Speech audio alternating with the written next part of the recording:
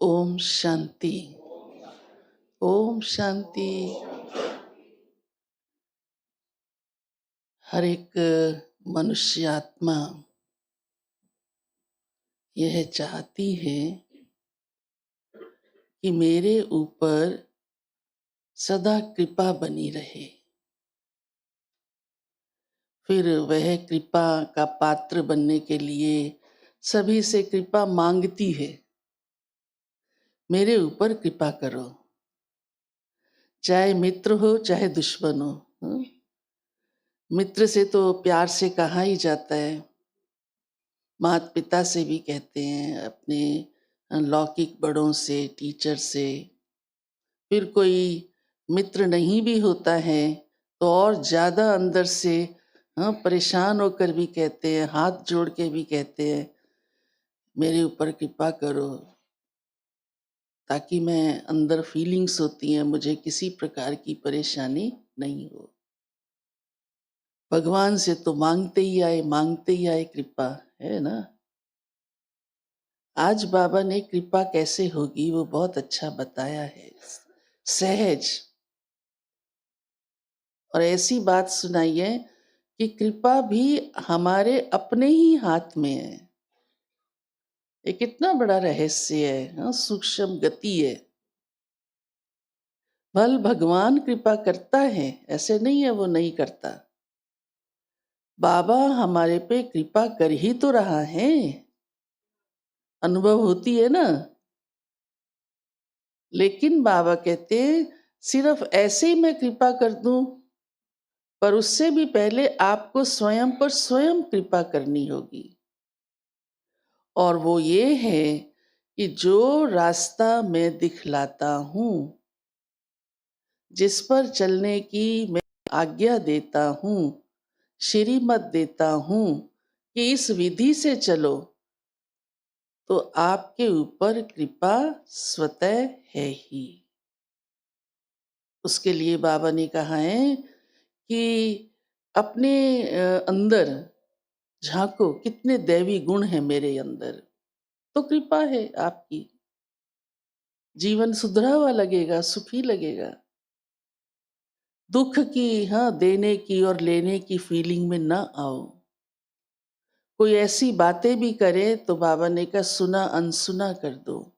सुनो ही नहीं, अनसुना माना कान में पड़ भी जाए चलते फिरते तो भी उसको अंदर नहीं रखो। ऐसी आज बाबा ने कई शिक्षाएं दी हैं, जिससे बाबा का कहना ये है कि हम स्वयं पर कृपा करें। अगर खुद पर ही नहीं कि उल्टे चलते रहे तो कृपा भगवान भी क्या कर सकता है। भगवान सही रास्ता बता रहा है कि कर्म की विधि ये है। हर बात की बाबा ने हम बच्चों को श्रीमत दी है, तो कृपा है। ये उसकी सबसे बड़ी कृपा है, सच्ची बात बताना, सही बात बताना। और मालूम भी उसको ही है। मनुष्य आत्माएं तो दुनिया में जानती नहीं है, इसलिए देखो चारों तरफ उल्टे कर्मों का ही बोलबाला है ना। पर हम तो उससे, भगवान हमको ऐसी श्रीमत देता है, उससे बिल्कुल न्यारे होकर जो सही रास्ता है उस पर हम चलते रहें, तो कृपा बनी रहेगी।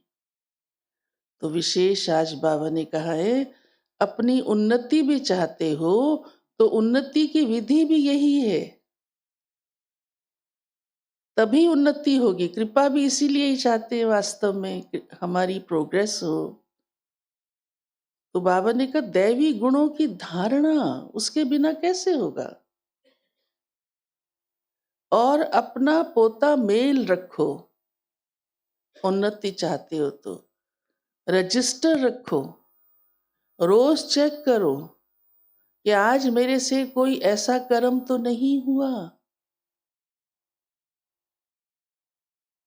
ताकि चेक करने से मालूम हो सके, नहीं तो मालूम ही नहीं होता। तो आज बाबा ने विशेष पोता मेल की बात भी कही है। फिर बाबा ने कहा विचार सागर मंथन करने की आदत डालो।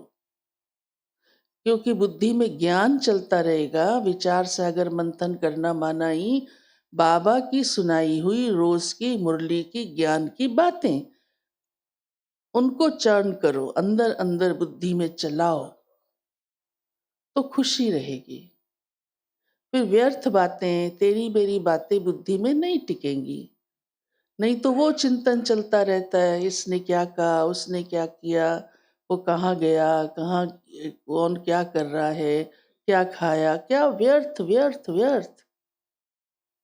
तो उन्नति कैसे होगी, खुशी कैसे होगी? तो जो बुद्धि में चलता रहेगा, कर्म में वही आएगा। तो उन्नति के लिए फिर ज्ञान का मंथन चले, तो कर्म भी वैसा हो, बोल भी वैसा हो, ऑटोमेटिकली स्थिति भी अच्छी हो जाएगी, खुशी भी रहेगी।